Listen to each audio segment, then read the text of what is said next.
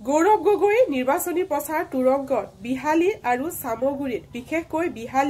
বিহালীত ইমানে নিৰ্বাচনী প্ৰচাৰ চলাইছে কন্টিনিউ ভিডিঅ'সমূহ মই আপোনালোকৰ মাজলৈ আগবঢ়াই আছো আৰু এই দেখি কি হিমন্ত বিশ্ব শৰ্মা ভয় খাইছে নি মাননীয় মুখ্যমন্ত্ৰীয়ে যে এইবাৰ আহি গল মুখ্যমন্ত্ৰীয়ে বিহালীত নিৰ্বাচনী প্ৰচাৰ চলাবলৈ আৰু বিহালীত নিৰ্বাচনী প্ৰচাৰ চলাই ডাইৰেক্ট এটেক কৰিছে ৰকিবুল হুছেইনৰ বিস্ফোৰক মন্তব্য দাঙি ধৰিছে তাৰে ভিডিঅ'টো মই আজি আপোনালোকৰ মাজলৈ আগবঢ়াইছো সম্পূৰ্ণ ভিডিঅ'টো চাব সম্পূৰ্ণ ভিডিঅ'টো চালে আপোনালোকে গম পাব যে হিমন্ত বিশ্ব শৰ্মা মানে দুদান্ত ভাষণৰ সেই ভিডিঅ'বোৰ তেন্তে আহক পলম নকৰো ভিডিঅ'টো মাজলৈ আগবাঢ়ো ৰকিবুল হুছেইন নাঙৰীয়া ধুবুৰীত জিকিলে সামগুৰিত উপনিৰ্বাচন ইমান কৰ্মী আছে কোনোবা এজনক দলৰ টিকেটটো দি দিলে হয় কিন্তু এওঁলোকে কাকো বিশ্বাস নকৰে নিজৰ লৰাক বাদ দি নিজৰ ছোৱালীক বাদ দি তেখেতসকলে কোনো কৰ্মীক বিশ্বাস নকৰে কোনো ৰাইজক বিশ্বাস নকৰে দীপ্লু ৰঞ্জন শৰ্মা দেউতাকৰ নাম কি কোনোবাই জানে নেকি আজি দীপ্লু ৰঞ্জন শৰ্মাক বিজেপিয়ে টিকট দিছে দেউতাকৰ মুখ চাই নে দীপ্লু ৰঞ্জন শৰ্মাৰ মুখ চাই কাৰ মুখ চাই এতিয়া সামগুৰিৰ ৰাইজে ৰকিবুল হুছেইনক যদি কয় যে কাঞ্জিলৰ পিছত কাঞ্জিলৰ লৰাই টিকট পাম নে আমি টিকট পাম তেওঁ ক'ব কাঞ্জিলৰ লৰাই টিকট পাব হয়নে নহয় প্ৰথমতে কোন হল নুৰুল হুছেইন নাঙৰীয়া এইবাৰ হল ৰকিবুল হুছেইন নাঙৰীয়া তাৰ পিছত হল কাঞ্জিল হুছেইন নাঙৰীয়া আৰু ইয়াৰ পিছতো সামগুৰিৰ মানুহ এমএলএ হ'ব নোৱাৰে কাঞ্জিল হুছেইনৰ লৰাহে ইয়াত এমএলএ হ'ব এইটোৱে হৈছে কংগ্ৰেছ দলৰ নিয়ম সাধাৰণ কাৰ্যকৰ্তাৰ ইয়াত কোনো ভেলু নাই খালি বাপেকৰ পিছত পুতেক পুতেকৰ পিছত নাতিনীয়েক নাতিনীয়েকৰ পিছত নাতিনীয়েকৰ লৰা নাতিনীয়েকৰ লৰাৰ পিছত আৰু নাতিনীয়েক এনেকে চলি থাকে বাকীবিলাকে খালি আমুল গাখীৰ খাই বাহিৰৰ পৰা চাই থাকিব লাগিব হয়নে নহয় যে কেনেকৈ ৰকিবুল হুছেইনে সামগুৰিৰ মানুহক শোষণ কৰিছে লুণ্ঠন কৰিছে মাত্ৰ পৰিয়াল কেন্দ্ৰিক ৰাজনীতি কৰিছে মোক লৈ যাওক না ময়ে কৈ আহিম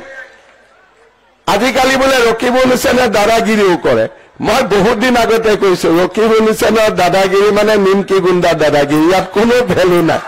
এইবিলাক দাদাগিৰিৰ কোনো ভেলু নাই অসম চৰকাৰৰ কব্জা বহুত টাইট আছে হয়নে নহয় আমাৰ চৰকাৰৰ কব্জা টাইট আছে নে নাই গোটেই কাজিৰঙাত গড় হত্যা বন্ধ হৈ গল নে নাই গড় হত্যা বন্ধ হৈ গল নে নাই তো আজি আপোনালোকে চাওক যে ৰকিবুল হুছেইনে দিনে ৰাতিয়ে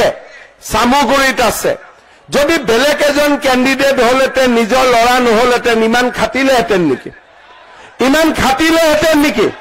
যদি আপোনাৰ লৰা মোৰ লৰা ইলেকশ্যন উঠিলেহেঁতেন ইমান খাটিলেহেঁতেন নেকি তেওঁলোকে নিজৰ পৰিয়ালৰ বাদে একোৱে কথা বুজি নাপায় মই সেইবাবে সামগুৰিৰ ৰাইজক অনুৰোধ কৰিম এইবাৰৰ নিৰ্বাচনত আপোনালোকে সকলোৱে লগ হৈ ভাৰতীয় জনতা পাৰ্টি অসম গণ পৰিষদ দলৰ প্ৰাৰ্থী দীপ্লু ৰঞ্জন শৰ্মাক বিপুল ভোটত বিজয়ী কৰক এইবাৰ ইলেকশ্যনত আহিলে সামগুৰিত আৰু দ্বিতীয়বাৰ ৰকিবুল হুছেইন নাহে সামগুৰিৰ মানুহে সামগুৰিৰ ৰাজনীতি কণ্ট্ৰোল কৰিব পাৰিব আমলখি টি গাৰ্ডেনৰ ৰাইজে মোক মেমৰেণ্ডাম দিছে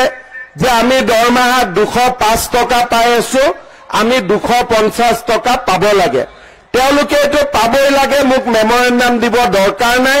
1 জানুৱাৰীৰ পৰা আপোনালোকে 250 টকা পাব এই প্ৰতিশ্ৰুতি মই আজি আপোনালোকক দি থৈ গৈছো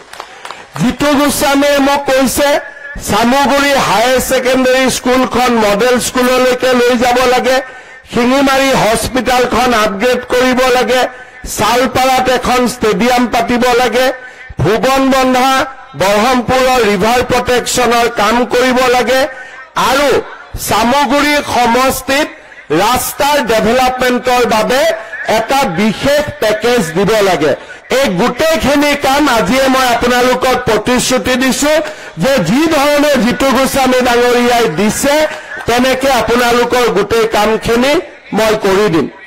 কংগ্ৰেছ দলে বহুত গৌৰৱ কৰে ইটো কৰিছিলো সিটো কৰিছিলো আজি আপোনালোকে কক 15 বছৰ কংগ্ৰেছ দল শাসনত থাকিলে কংগ্ৰেছে কিয় অৰুণোদয় আঁচনি আনিব নোৱাৰিলে আজি কংগ্ৰেছ দলৰ দিনত অৰুণোদয় আঁচনি কিয় নহল আজি মই যতে যাওঁ ৰাইজে মোক কয় অৰুণোদয় দিব লাগে আৰু বিধানসভাতো বিধায়কসকলে কয় যে অৰুণোদয় আঁচনি বঢ়াই দিব লাগে কিন্তু কংগ্ৰেছ দলে কি কয় বোলে অৰুণোদয় আঁচনিৰ জৰিয়তে বিজেপিয়ে হিতাধিকাৰী সৃষ্টি কৰিব খুজিছে আপোনালোকে কক মাহৰ 10 তাৰিখে 1250 টকা একাউণ্টত সোমালে দুখীয়া দৰিদ্ৰ ৰাইজৰ উপকাৰ হয়নে নহয় আপোনালোকে মোক নিজে কওকচোন হয়নে নহয় আজি দুখীয়া দৰিদ্ৰ মানুহৰ কাৰণে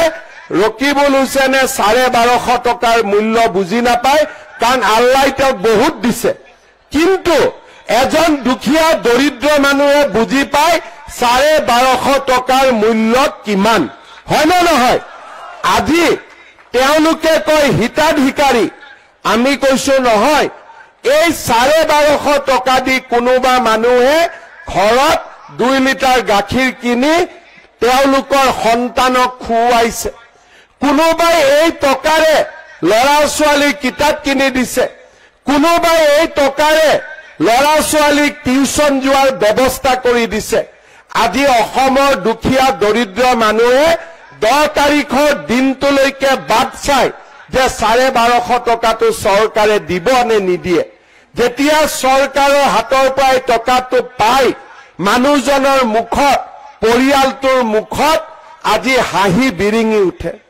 লোকসভা নিৰ্বাচনৰ সময়ত মই কৈছিলো যে আমি সকলো পৰিয়ালকে অৰুণোদয় আঁচনি দিয়াৰ বাবে চেষ্টা কৰিম যাৰ যাৰ ৰেচন কাৰ্ড আছে তাক আমি ৰেচন কাৰ্ড দিম যাৰ যাৰ ৰেচন কাৰ্ড নাই